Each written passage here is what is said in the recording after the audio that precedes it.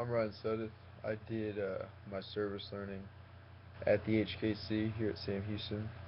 I'm already a personal trainer there, so I've already been employed since January of 2010. I decided to do my service learning there because I've already had experience working at that job, and I wanted to move up higher within rec sports and maybe get the assistant director of fitness position. But since that doesn't look like it's going to happen, I've kind of changed my goals, especially after completing my service learning through rec sports. Um, First of all, what I did at rec sports was raise awareness of personal training by working with the marketing team for SHSU, and we're creating and implementing a plan that will supposedly help increase personal training clients by 50% for the spring of 2014 semester, which to me was kind of daunting to want to increase it by half for next semester with such a short time frame, and people are going to be on break and finals that a lot of people aren't really looking at advertising. But I think even with as much advertising as we want to do and that we're going to continue to do, uh, the prices are outrageously high, and they keep increasing the prices every semester for no reason because the trainers get paid the same. So I think they're just being greedy and getting a little bit more money. But the second thing that my service learning required me to do was create and implement a personal trainer development plan. And with that development plan, it's for current and new trainers, and it's supposed to be a step-by-step guide that will outline the programs and enhance everybody's accordance with the national and SHSU standards.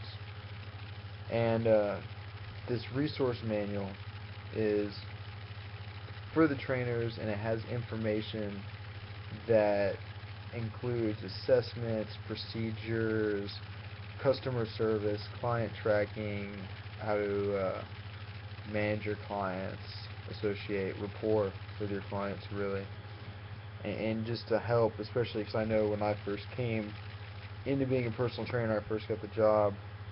It's a weird transition, especially if you've never trained anybody before or you've only worked with your friends or really worked with nobody before. It's something you really got to get used to, and having a good manual and having someone there to help with that process really helps kind of enhance your opportunity and enhances the client's experience with you, especially when you're a new trainer, because I remember it was tough. The third thing that I was going to do for my service learning was create procedures to help the trainers better communicate with their clients and their progress, their satisfaction, and perceived benefits or barriers that either helped them or hurted their exercise program and sticking with the exercise program. Um, we also wanted to design something to help these trainers track that progress, because right now we're only tracking the sessions that the client has, and we're not tracking the progress of each client, and if they're renewing, and if they've renewed so many times, how much progress have they made. And that will really help the trainer decide what is good and what has been working and what hasn't been working for their client, to again help them reach their goals a little bit quicker and to make sure that they're staying healthy and safe in the meantime. And then something that I've been looking into that other schools do that I have a real basic skeleton of is a post participation survey to kind of get a gauge for how the trainers did, especially with new clients that don't renew, or even with the older clients that love their trainer and have been sticking with that trainer for quite some time. These were the three main things that I've been working on all semester for the service learning. And I'd say the highlights of this was kind of creating the manual and the resource guide for the personal trainers really helps, especially after taking the classes this semester. But getting to work with trainers on another level and not just being lectured to or sitting in an in-service, but actually conducting the in-service and answering questions and giving these trainers resources that help them benefit not only their training, but training with their clients and their clients' progress and their growth as a trainer. That's really a highlight for me. And even though I don't think I'm gonna do my internship with Rec Sports, and I'm gonna go to Ironworks and do my internship over there and help them out, it's really, Rec Sports has gone so far away from what it used to be, and I really want to do my best to help out. It's just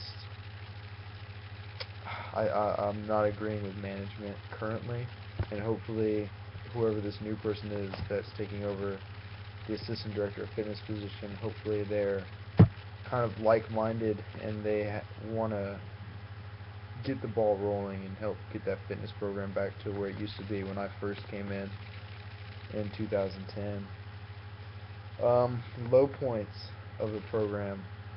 Really, it was just, here, what tasks do you want to perform? I sent him a list of the tasks that I felt like we needed to perform and that trainers need and that the fitness program needs.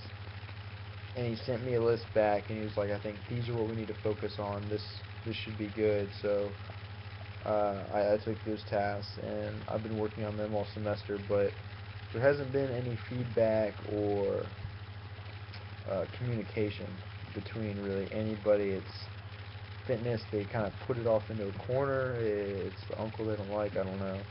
It's real difficult right now, and you really have to take everything in on yourself and perform everything by yourself with really minimal help and minimal advice to let you know what you need to do and how you need to do it. And it's a little bit new to me since I've never been in that kind of environment. Really, from the beginning, I've always just been a trainer, and I've never been managing or marketing with a personal training or clients or anything like that. But I wouldn't say this was a wasted experience. If anything, I gained a lot of factual knowledge, and it's really helped me see how to manage people a little bit better and what to do in a program and what to not do in a program. Because when you really let it slip,